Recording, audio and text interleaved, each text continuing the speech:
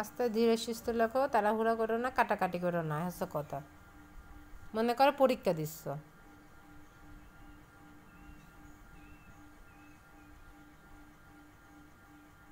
কাটাকাটি করলে ম্যামেরা নাম্বার দিতে চায় না।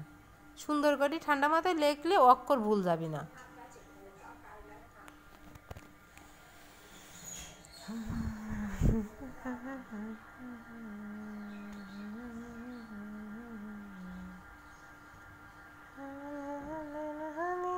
মহাকালের ঘুম ঘুমাবো,